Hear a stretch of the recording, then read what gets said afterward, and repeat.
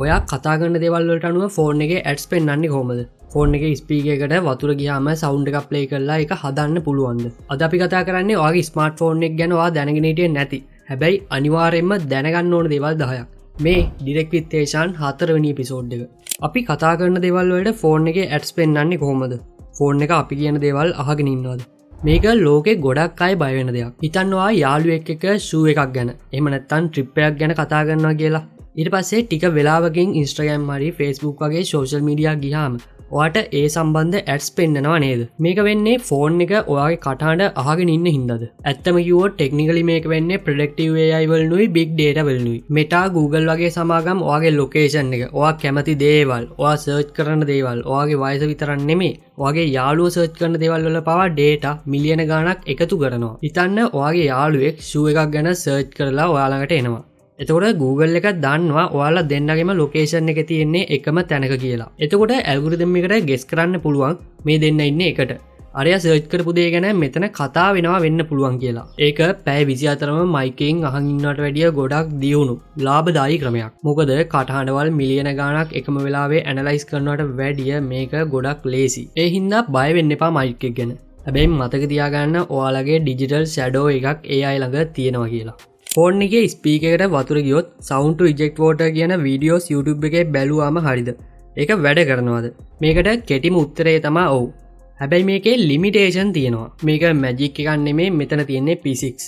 මේ sound එකේ තියෙන්නේ low frequency එකක්. සාමාන්‍යයෙන් මේකට පාවිච්චි කරන්නේ hertz 165ක වගේ sound එකක්. මේ sound එක play වෙද්දී diaphragm එක ගොඩක් වේගෙන් vibrate වෙන්න පටන් ගන්නවා. ඒ vibration හින්දා ඇතිවෙන air pressure එකෙන් ස්පීකර් ග්‍රිල් වල තියෙන වතුර වේගෙන් එළියට විසික් කරලා දානවා. Apple Watch එකෙත් වතුරෙන් ගොඩාවම මේ වගේ sound එකක් play කරන්න feature එකක් තියෙනවා. හැබැයි මේකත් මතක තියාගන්න. මේකෙන් කරන්නේ ස්පීකර් එකේ මතු පිට තියෙන වතුර අයින් කරන එක විතරයි. ඔයාගේ ෆෝන් එකේ motherboard එකට වතුර ගිහින් නම්, charging port එකට වතුර ගිහින් නම් මේ වීඩියෝ බැලුවා කියලා කිසිම වැඩක් නැහැ. ඒ වගේ වෙලාවක ෆෝන් එක පාවිච්චි කරන්න නැතුව off කරලා repair center එකට දීලා service කරගන්න එක තමයි කරන්න පුළුවන් හොඳම දේ. පරණ 10 watt වගේ charger එකකින් අලුත් ෆෝන් එකක් charge කරොත් ඒක බැටරියට හොඳ නැද්ද? මේකත් දැන් කාලේ ගොඩක් අයට තියෙන ප්‍රශ්නයක්. මොකද දැන් කාලේ න ගොඩක් ස්මාර්ට්ෆෝන් එක charger එකක් එන්නේ නැහැ. ඔයා ගාව තියෙන්නේ 65 watt 120 watt වගේ fast charging support කරන ස්මාර්ට්ෆෝන් එකක් වෙන්න පුළුවන්. හැබැයි ඔයා ගාව දැනට තියෙන්නේ 10 watt වගේ charger එකක්. බය වෙන්න එපා. මේකෙන් බැටරිය damage වෙන්නේ නැහැ. මේකෙන් වෙන්නේ එකම එක දෙයයි ඔයාගේ ෆෝන් එක charge වෙන්න ගොඩක් වෙලා යන එක විතරයි. ඒ කියන්නේ ගොඩක් ස්ලෝ charge වෙන්නේ. අලුත් ෆෝන් වල එන charge control එක ගොඩක් intelligence. ඔයා charger එක connect කරපු ගමන් ෆෝන් එකෙන් බලනවා මේ charger එකෙන් දෙන්න පුළුවන් උපරිම watt ගාණ කීයද කියලා. එතකොට charger එක කියනවා මට දෙන්න පුළුවන් watt 10ක power එකක් විතරයි කියලා. ෆෝන් එක ඊට පස්සේ ඒ අදාළ ප්‍රමාණය විතරක් ෆෝන් එකට ගන්නවා. ඇත්තටම කිව්වොත් රැට නිදා ගන්න වෙලාවට වගේ මේ වගේ slow charge එකක් පාවිච්චි කරනකොට ඔයාගේ battery life එකට හොඳයි. මොකද fast charging වලදී බැටරිය ගොඩක් රත් වෙනවා. හැබැයි ස්ලෝ charging වලදී ගොඩක් අඩුවෙන් තමයි රත් වෙන්නේ. ෆෝන් එකේ always on display හින්දා ස්ක්‍රීන් එක burn-in වෙන්න පුළුවන්ද? මුලින්ම අපි තේරුම් ගන්න ඕනේ මේ burn-in කියන්නේ මොකක්ද කියලා. තනියම පත් වෙන්න පුළුවන් පික්සල් මිලියන ගණක් එකතු වෙලා තමයි මේ AMOLED ස්ක්‍රීන් එකක් හැදෙන්නේ. එකම රූපයක් එකම තැනක එකම පාටින් පැය දහස් ගණනක් තියෙද්දි අනිත් පික්සල් වලට වැඩිය ඒ පික්සල් ඉක්මනට සවුත් වෙන්න පුළුවන්. එතකොට ස්ක්‍රීන් එකේ ඒ රූපේ ෂැඩෝ එකක් වගේ දෙයක් හිටිනවා. ඉතින් always on display වලදීත් වෙන්නේ මේ දෙයම තමයි. හැබැයි ඉංජිනේරුවෝ මේකට පික්සල් shifting කියලා ක්‍රමයක් පාවිච්චි කරනවා. ඔයා ස්ක්‍රීන් එක දිහා ටිකක් ලං වෙලා බැලුවොත් පේන්නේ විනාඩි කිහිපයකට සැරයක් පික්සල් එකක් දෙකක් එහා මෙහා වෙනවා. මේක අපේ ඇහැට එක පාටම අහු වෙන්නේ නැහැ. මේකෙන් වෙන්නේ එක දිගටම එකම පික්සල් එක පත් වෙලා තියෙන්නේ නැතුව පික්සල් මාරු වෙන එක. ඒ හින්දා normal use එකේදී always on display හින්දා burn-in වෙන්නේ නැහැ. හැබැයි ඔයාගේ ස්ක්‍රීන් එකේ brightness හැම වෙලේම උපරිම දාගෙන ඉන්නවා නම් ඒකෙන් AMOLED ස්ක්‍රීන් එකේ ආයු කාලය අඩු වෙන්න පුළුවන්. අලුත් ෆෝන් එකක් ගත්තාම පැය 8ක් charge කරන්න ඕනේද? මේක ලංකාවේ තියෙන ලොකු ටෙක්නිකල් මිත් එකක්. ඉස්සර ඒ කියන්නේ 90 දශකයේ විතර තිබ්බ ෆෝන් වල තිබ්බ නිකල් කැඩ්මියම් බැටරි. මේවට මෙමරි ෆෙක් කියලා ප්‍රශ්නයක් තිබ්බා. ඒ හින්දා මුලින්ම පාවිච්චි ගන්න කලින් පැය 8ක් 12ක් වගේ ලොකු කාලයක් charge කරන්න උනා. හැබැයි දැන් අපි පාවිච්චි කරන්නේ ලිතියම් අයන් බැටරි. එහෙම නැත්නම් ලිතියම් පොලිමර් බැටරි. මේවට මෙමරි ෆෙක් කියලා ප්‍රශ්නයක් නැහැ. ඔයා ෂොප් එකෙන් ෆෝන් එකක් අලුතෙන් ගද්දී කොහොමත් ඒක 130ක් 50ක් වගේ charge වෙලා එන්නේ. ඔයාට පුළුවන් ඒ වෙලාවෙම පාවිච්චි ගන්න පටන් ගන්න. එහෙම නැත්නම් charge කරලා පාවිච්චි ගන්න පුළුවන්. හැබැයි පැය 8ක් charge කරන්න ඕනි කියලා දෙයක් නැහැ. මම මේ කියන දේ ස්මාර්ට්ෆෝන් වලට විතරක් නෙමෙයි, කීපෑඩ් ෆෝන් වලටත් අදාළයි. අලුත් ෆෝන් වල සේෆ්ටි අප්ඩේට් සහ සිස්ටම් අප්ඩේට් අතර වෙනස මොකක්ද? ගොඩක් අය අප්ඩේට් එකක් ආපුවම කරන්නේ ඩේටා නාස් තියනවා කියලා. එහෙම නැත්නම් ෆෝන් එක ස්ලෝ වෙයි කියලා. හැබැයි මේ දෙකේ වෙනස දැනගන්න එක ගොඩක් වැදගත්. සිස්ටම් අප්ඩේට් මේකෙන් වෙන්නේ වගේ ෆෝන් එකේ සම්පූර්ණ පේනුම ඒ වගේම ෆීචර්ස් අලුත් වෙන එක. එක්සැම්පල් විදිහට Android 13 වල ඉඳන් Android 14 වලට යන එක. මෙතනදී අලුත් ෆීචර්ස් හම්බෙනවා. Security updates මේක තමයි වැදගත්ම දේ.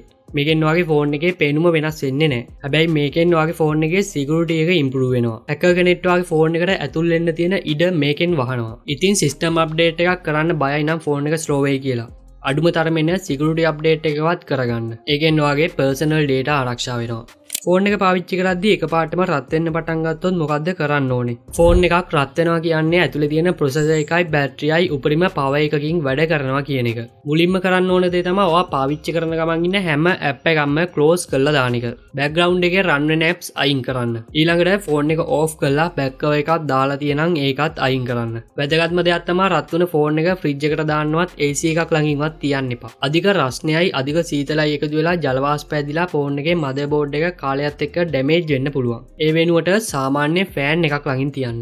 ෆෝන් එකේ වයිබ්‍රේෂන් එක බැටරියට ගොඩක් බලපානවාද? මේක ගොඩක් අය නොහිතන පැත්තක්. අපි හිතනවා රින්ග්ටෝන් එකක් සද්දෙට ප්ලේ වෙද්දි තමයි බැටරිය වැඩියෙන්ම බහින්නේ කියලා. හැබැයි සද්දෙට රින්ග්ටෝන් එකක් වදිනවට වැඩිය ෆෝන් එක ඇතුලේ තියෙන පොඩි මෝටර් එකක් කරකවන්න වැඩි පවර් එකක් යනවා. ඔයා කීබෝඩ් එකේ ටයිප් කරද්දී හැම අකුරකටම වයිබ්‍රේට් වෙනවා නම් හැප්ටික් ෆීඩ්බැක් එකක් එනවනම් ඒ හැම වෙලාවෙම අර පුංචි මෝටරේ වැඩ කරනවා. ඒ හින්දා දවස් ඉවරෙද්දී බැටරියෙන් 5%ක් 10ක් වගේ නිකම්ම අර වයිබ්‍රේෂන් එකට විතරක් වැය වෙනවා. දැන් ඔයාලට තීරණය කරන්න පුළුවන් වයිබ්‍රේෂන් සෙටින් ඕෆ් කරනවද නැද්ද කියලා.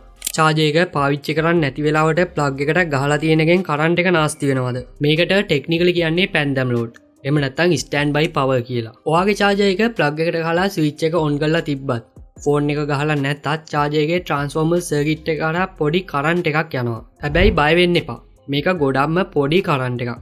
සාමාන්‍යයෙන් ගොඩ 0.1ක් වගේ. ඔයා අවුරුද්දක්ම චාර්ජර් එකක් ගහලා තිබ්බත් ලයිට් බිල්ලට එකතු වෙන්නේ රුපියල් 100කටත් අඩු ප්‍රමාණයක්. හැබැයි මෙතන තියෙන්නේ සල්ලි වලටත් වැඩිය ආරක්ෂාව සම්බන්ධයෙන් ප්‍රශ්නයක්. හදිසියේ වෝල්ටේජ් ස්පයික් එකක් ආවොත් ප්ලග් එක ගහලා තියෙන චාර්ජර් එක පිච්චෙන්න, ගිනි ගන්න උනත් පුළුවන්. ඒ හින්දා පාවිච්චි කරලා ඉවුනාට පස්සේ ස්විච් එක ඕෆ් කරන එක පුරුද්දක් කරගන්න. ෆෝන් එකේ තියෙන ඩිවෙලොපර් ඔප්ෂන් ඔන් කරලා තිබ්බොත් ෆෝන් එකට හානියක් වෙනවද? ඩිවෙලොපර් ඔප්ෂන් තියෙන්නේ normal users ලටත් වැඩිය advanced users ලටයි developers ලටයි. ඒක නිකන් ඔන් කරලා තියෙන එකෙන් ෆෝන් එකට මුකුත් වෙන්නේ නැහැ.